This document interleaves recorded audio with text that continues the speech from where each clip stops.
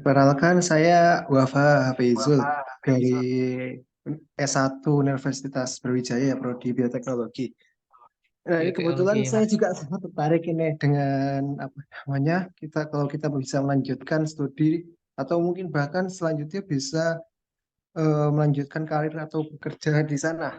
Nah, pertanyaan saya pertama tadi udah banyak untuk yang pertanyaan saya udah banyak dijelasin tadi mengenai dari bagaimana kita bisa mendapatkan kesempatannya, kemudian di mana kita bisa daftar di situs Study in Saudi itu. Kemudian kalau gitu pertanyaan saya mengenai eh, lingkungan kedekatan lingkungan universitas dengan lingkungan industrinya. Jadi kalau saya perhatikan kalau di Indonesia sendiri, Mas, di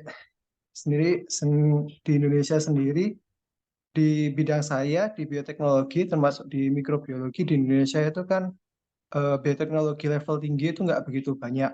Tapi ke bioteknologi level rendah, di kayak di mikrobiologi itu banyak aplikasinya di lapangannya di industrinya Indonesia. Tapi bagaimana dengan di industrinya sendiri ya di Arab Saudi? Apakah mereka juga mengembangkan eh, industri bioteknologinya juga? Karena saya dengar tadi sepertinya Mas Gani ini juga di bidang umum di bidang mikrobiologi ya. Mungkin saya lumayan tertarik di bidang itu. Terima kasih.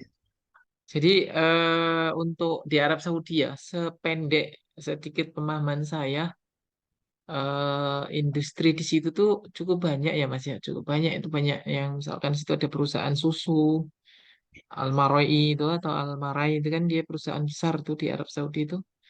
Eh, Susu dari turunannya, yogurt, kemudian juga dan lain-lain lah, keju dan lain-lain itu situ banyak perusahaan besar sebenarnya di situ ya untuk yang mikrobiologi apa untuk yang penerapan dari bioteknologi sendiri ya dan lain-lain lah.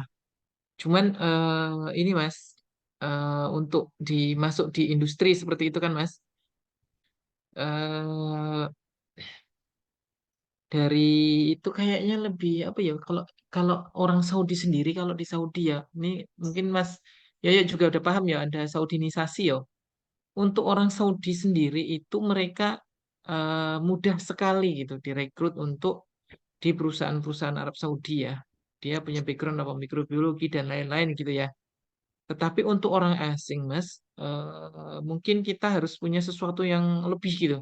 Sesuatu yang di atas rata-rata dan penemuan-penemuan yang memang penting gitu, Mas. Meskipun beberapa kampus, Mas ya, mereka emang kerjasama misalkan dengan Almarai atau apa gitu kan. Ada riset apa, dosen kita misalkan punya project dengan Almarai atau punya project dengan perusahaan-perusahaan itu. Bisa jadi dari rekomendasi itu kita bisa melamar ke situ setelah nanti kita lulus gitu ya. Mungkin itu kalau dari sisi itu. Kalau kedekatan ininya mungkin kayaknya masing-masing masih sering masing-masing jurusan masing-masing kampus ya Mas ya. Kayak misalkan dulu yang kakak kelas saya itu yang misalkan dari teknik kimia itu mereka dari jurusannya memang mungkin kerjasama dengan beberapa perusahaan minyak gitu kan. Kalau yang saya sendiri, saya mikrobiologi, saya lebih banyaknya ke rumah sakit malah Mas, bukan ke perusahaan.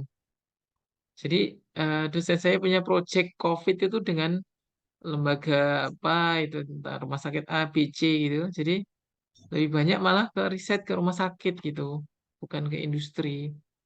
Nah, enggak tahu kalau mungkin teman-teman yang mungkin di COVID teknologi ya mungkin ya. Nah, itu saya malah kurang paham Mas kalau untuk itu. Nah, untuk kesempatan karir di Arab Saudi ini yang suatu hal yang apa ya unik ya Mas ya. Saya punya kawan itu satu lulusan Arab Saudi sendiri, lulusan KSU, satu lulusan Amerika. Gajinya beda, gajinya beda. Sama-sama S3, sama-sama ini. Yang dia lulusan KSU gajinya sekian, yang lulusan Amerika gajinya sekian. Padahal pinternya, ya pinter yang lulusan KSU itu. Jadi kayak mereka kayaknya punya standar penggajian tersendiri gitu loh Mas. Jadi kalau kemarin kawan orang Mesir tuh yang ngobrol sama saya, kamu kalau mau kerja ke Saudi jangan lanjut S3 di Saudi katanya. Kamu lanjut S3 ke Amerika, baru nanti balik lagi ke sini sebagai pengajar atau kerja di Saudi karena gajinya beda katanya. Yang satu lulusan Saudi itu gajinya 8.000, yang lulusan Amerika 18.000, selisih 10.000, selisih 40 juta. Ada saya kawan saya dari Jerman, ya kalau dari sisi kemampuan labnya, kita tiap hari ngontak-ngontak lab. Dia kalau mau nanya, oh praktikum ini gimana ininya? Oh ini bahannya ini. Ibaratnya kita mau ekstrak virus misalkan kan, kita yang nemenin dia, bantu dia ini.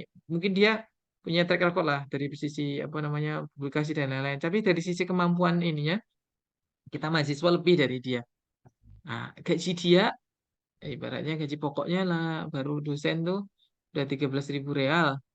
Yang kawan ini, yang lulusan kami, yang lulusan KSU, baru masuk gajinya cuma 5.000 real coba.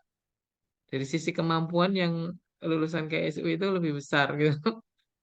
Jadi makanya teman-teman kalau mau gaji besar, ya saranku yang di sekolah yang apa namanya, yang Amerika malah karena standar gaji mereka untuk lulusan dari negara mana dan warga negara mana itu lebih besar. Mungkin Mas Yoyo bisa, mungkin kalau Mas Yoyo kan di industri apa di profesional ya, mungkin bisa nambahkan tuh Mas Mas Yoyo mungkin.